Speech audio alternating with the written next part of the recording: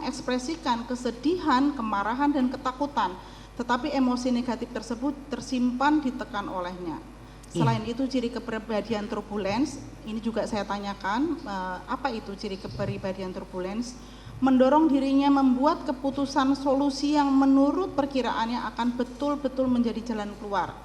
Kemudian di kalimat terakhirnya, sikap ini nampaknya merupakan upaya Putri untuk tidak membuat keributan dan merasa aman sampai Putri bisa kembali ke Jakarta untuk bertemu Ferdi yang merupakan objek ketergantungannya atau figur yang membuat Putri selama ini merasa aman.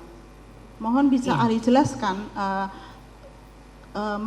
mengapa bisa seseorang yang menjadi korban pelecehan kekerasan seksual kemudian dalam beberapa waktu menemui kembali pelakunya. Ya, pada rape trauma syndrome itu memang sindrom perempuan yang mengalami kekerasan seksual sampai perkosaan, itu ada fase di mana pada saat fase akut atau fase segera kemungkinannya adalah 3. Yang pertama adalah ekspres, jadi di sini mengekspresikan kemarahannya, dan yang kedua itu kontrol. Di kontrol ini satu penekanan, dan ini memang berelasi dengan ciri-ciri kepribadian tertentu yang internalizing tadi, jadi menekan rasa marahnya, menekan rasa takutnya, menekan rasa malunya, meskipun itu muncul, itu ada, itu dikontrol. Dan kemudian yang ketiga adalah shock disbelief, menjadi sulit berkonsentrasi dan sulit mengambil keputusan.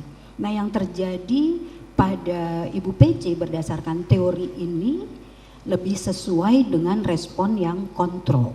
Jadi seolah tidak ada emosi apa-apa, seolah-olah tidak terjadi apa-apa, itu merupakan satu bentuk defense mekanisme untuk bisa tetap tegar, seperti itu. Defense mechanism. Iya, mekanisme pertahanan jiwa. Dari sekian banyak korban yang pernah ahli temui, berapa persen yang melakukan defense seperti ini dibandingkan dengan yang langsung melapor ke kepolisian ataupun ke dokter dengan melakukan visum? Kalau dilihat dari Indonesian Judicial Research Society di tahun 2021, yang margin errornya itu 2% dari data populasinya, itu menunjukkan bahwa kebanyakan akan menarik diri ya, takut, malu, merasa bersalah, yang bisa menggunakan ketiga respon tersebut. Yang terbanyak adalah upaya-upaya untuk kemudian dia tidak melakukan pelaporan. Jadi menyelesaikan sendiri, mengendalikan sendiri situasi gemuruh, situasi psikologisnya yang ada pada dirinya. Sedikit sekali yang kemudian berespon yang betul-betul mengekspresikan kalau dari riset yang ada. Apakah ini juga yang disebut sebagai, karena di Indonesia menganut culture of silence terhadap kekerasan seksual, ahli, bagaimana pendapat ahli? Bisa, karena selama ini terjadi banyak reviktimisasi terhadap korban perkosaan, tidak dipercaya, dianggap turut serta hingga terjadinya peristiwa itu.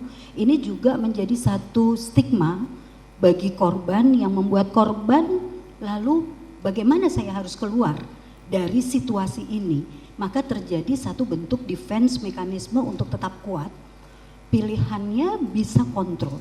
Nah, kontrol ini bisa terjadi apabila dia memiliki support system yang cukup baik. Pada Ibu Putri ini memiliki support system yang cukup.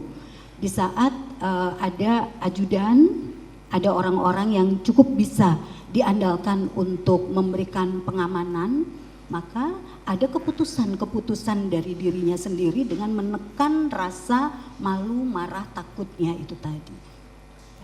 Saya tertarik dengan saudara ahli tadi menyebutkan budaya yang kemudian viktimisasi yang terjadi gitu.